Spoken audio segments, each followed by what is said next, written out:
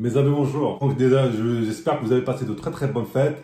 Encore une fois, bonne année. Donc là, on va commencer une nouvelle série qui va parler de quelques produits Apple, pas tous, mais quelques produits. C'est pas de vous présenter le dernier iPhone 11 Pro Max, machin. Il y a plein de vidéos sur YouTube qui parlent de ça. Moi, mon but, c'est de vous parler de bons produits qui ont un bon rapport qualité-prix. Pourquoi je vous parle de ça maintenant en début d'année? Parce que tout simplement les fêtes sont finies. Si malheureusement pour vous, vous n'avez pas eu votre cadeau que vous voulez, un cadeau Apple sous le sapin, c'est pas grave, les soldes pointent leur nez, on y est déjà. La vidéo d'aujourd'hui, on va s'intéresser à l'Apple Watch, d'accord? Donc vous avez l'Apple Watch série 3 et l'Apple Watch série 4. On va aussi parler de la 5. Mais vu qu'on va parler vraiment du bon rapport qualité-prix, donc on va plus s'intéresser à la 4 et à la 3, d'accord? Allez, c'est parti. Donc nous revoilà mes amis donc pour tester les quelques Apple Watch. Donc comme à chaque fois je vous le dis, je suis désolé mais si ce n'est pas encore fait, pensez à vous abonner, à liker, à commenter, d'accord? Les Apple Watch vous les connaissez, donc c'est des produits Apple pour ceux qui ne connaissent pas. Donc là c'est la 4, d'accord? Là c'est la 4 et puis celle-là c'est la 3. Les boîtes sont là, donc on va commencer déjà par un petit comparatif des boîtes. Vous voyez, l'Apple Watch 4, la boîte elle est beaucoup plus petite. Donc sinon les Apple Watch elles-mêmes, franchement les tailles, comme ça, regardez. Si je vous mets ça en face, vous ne pourrez même pas savoir laquelle est la 3 et laquelle est la 4, d'accord? C'est à peu près la même taille. Pour la 3, on a la taille 38 mm et la taille 42 mm. Et pour la 4, 40 et 44. Moi, j'ai pris la 44, d'accord? Parce que bon, j'ai des grosses mains, donc la 44, franchement, c'est une bonne taille. C'est une bonne taille. Donc, si vous avez l'argent, ne me regardez même pas cette vidéo, allez prendre la 5, d'accord? Ça, c'est autre chose. Moi, je vous présente des produits où vous avez un bon rapport qualité-prix. Donc, si vous avez beaucoup d'argent, vous en foutez du prix, allez voir la 5. Comme ça, vous avez la totale évolution de toutes les Apple Watch. Maintenant, on va évacuer vite la 5. C'est quoi? Qu'est-ce qui change de la 4 à la 5? C'est très simple. En gros, je schématise, mais en gros, la 5, vous avez une boussole, en fait. C'est pour les gens qui font de la randonnée, qui font, je sais plus, des trucs de la forêt et tout ça, d'accord? Donc, vous avez la boussole en plus.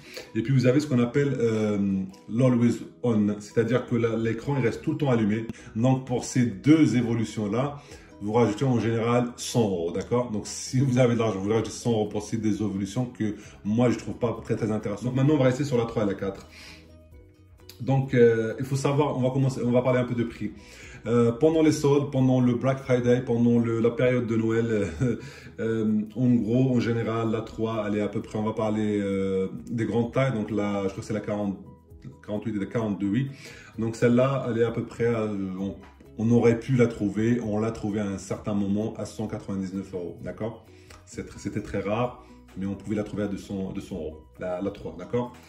La 4, pareil, la grande taille, donc la 44 mm, on pouvait la trouver 350 €.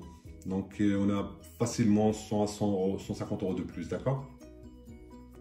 Par exemple, au niveau des tailles d'écran, par exemple, vous avez l'impression que c'est les mêmes, mais il y a beaucoup de différences. À savoir, par exemple, celle-là c'est 42, celle-là c'est 44, mais même si c'est une 42, vous voyez, au niveau de l'affichage, par exemple, je ne sais pas si vous voyez très bien au niveau de l'affichage, hop, en fait l'affichage il s'arrête là, regardez. En fait, il y a plus de bordure sur la 3, d'accord? Ce qui fait que, par exemple, la 42 en 3, c'est à peu près la même taille que la 40 en série 4, d'accord? Il y a beaucoup de bordure. Donc, l'écran, il est beaucoup plus large.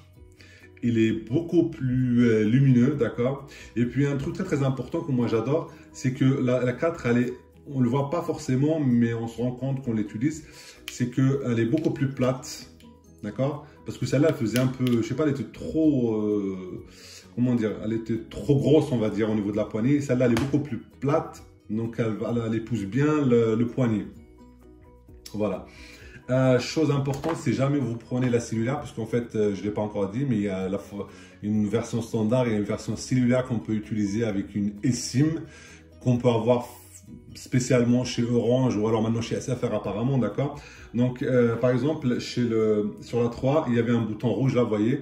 Sur la série 4, on a juste un petit truc, vous voyez, on le voit à peine, un petit truc là, tout rouge là, mais tout petit, vous voyez, on le voit à peine. un cercle rouge là.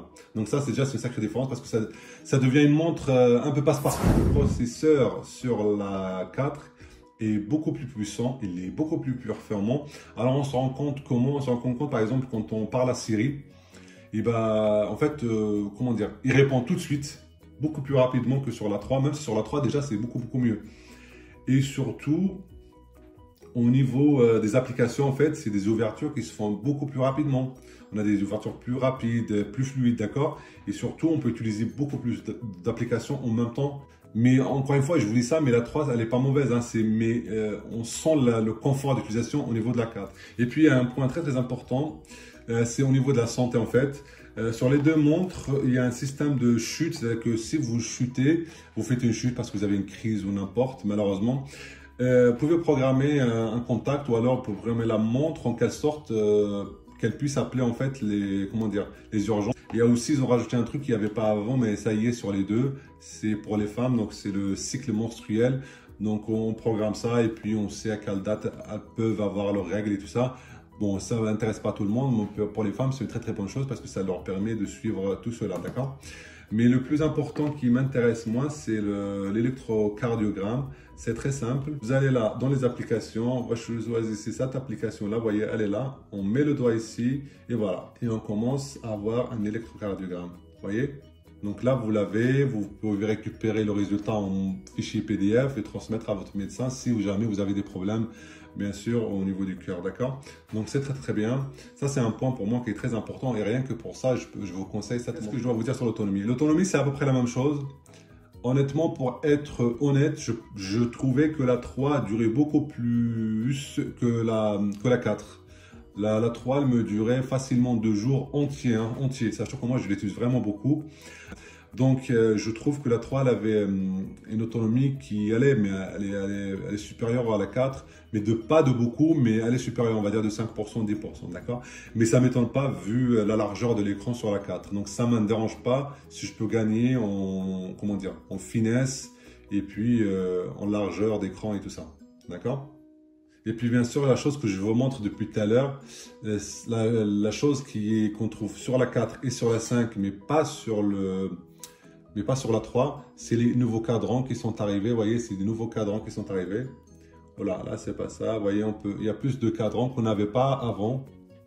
Qu'on n'avait pas avant sur la... Par exemple, celui-là que je trouve magnifique, regardez. Après, il y a trop de couleurs et tout ça. Mais bon, il est trop bien. Franchement, voilà. Il y a plein d'informations. Il y a beaucoup plus d'informations que sur la 3. Donc mes amis, on arrive à la fin de cette vidéo. Si jamais vous hésitez entre la 3, la 4 et la 5. Donc, la 5, pour les deux fonctionnalités qu'elle a, franchement ça vaut pas le coup, je vous le dis. Hein. Donc il faut plutôt rester sur la 3 et la 4.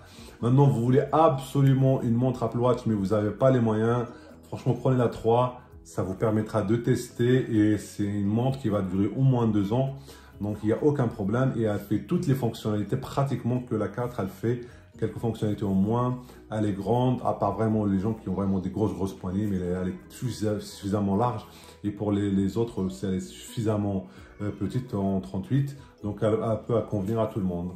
La 4, moi je trouve que c'est le bon compromis. On a à peu près 100 € de plus, d'accord? On a les fonctionnalités de la 5, on a tout ce qui fait le succès de la 3, et on a un écran très large. On a un écran très large, vous voyez. Allez-y, ça reste un très bon produit. Voilà. Sur ce, mes amis, donc j'espère que la vidéo que j'ai essayé de faire rapidement vous a plu. Si c'est le cas, n'hésitez pas à vous abonner. Je vous dis à très bientôt.